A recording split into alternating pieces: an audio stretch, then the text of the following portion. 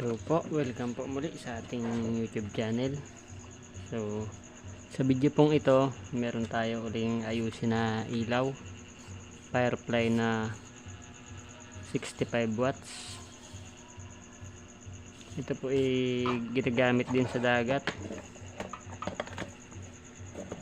Ayaw ng umilaw. Ginagamit ito pang isda.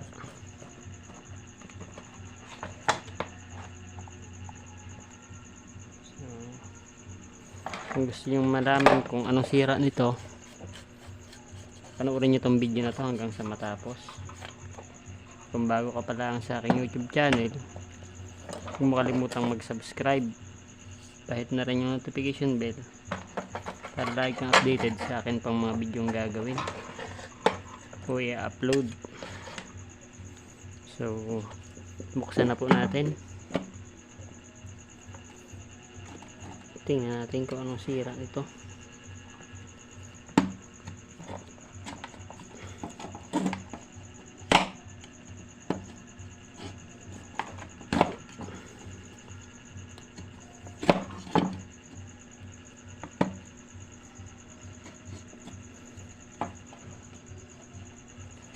Bye, tigas.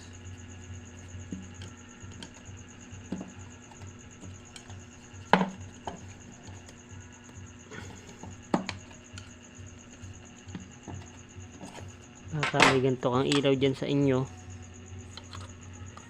kayo dyan ay huwag nyong palampasin tong video na to, baka sakaling makatulong o meron kayong matutunan.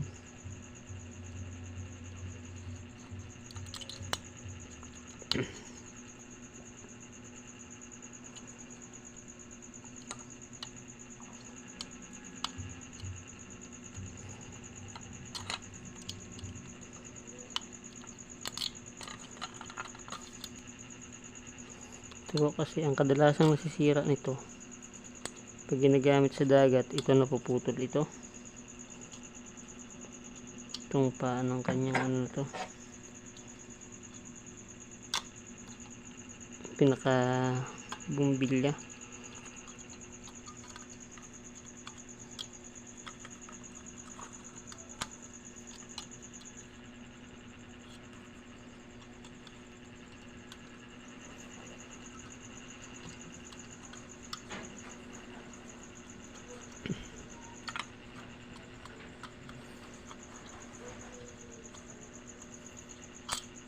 Yun, mga sinasabi ko, napuputol, putol na.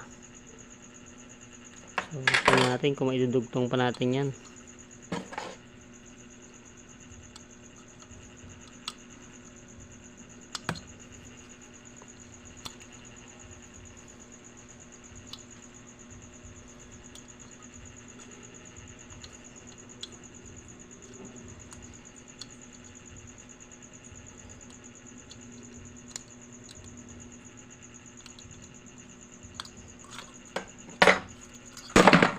Yan, bigsak pa. So, ito pala guys, ito po pala ina-repair na. So,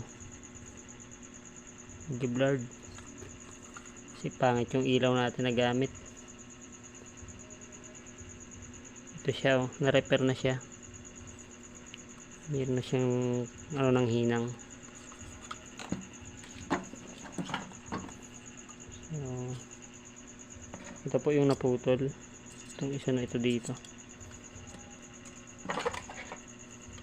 Buksan natin itong isa. Habang binubuksan ko to, promote po muli ako na aking channel. Kung bago ka pa lang o napadaan ka lang sa aking channel, huwag mo kalimutang mag-subscribe. Pahit mo na rin yung notification bell para lagi updated pa sa aking mga videong gagawin or i-upload. So, ito po ang problema. Pag ganito na po ang problema, ayun, sagad sa ilalim ang putol, hindi na po kayang abutin ito. Hindi na natin siya masusulda or mahihinang. Kaya pag ganito na po, kung mayroon kayong pang replace, pinapalitan na lang po ito. Kaya lang wala na akong available na ganito, puro putol na rin yun nandyan, so hindi po natin ito mare-repair. At yun lang po, at maraming salamat sa inyong panonood. Kaya lang hindi natin nayari,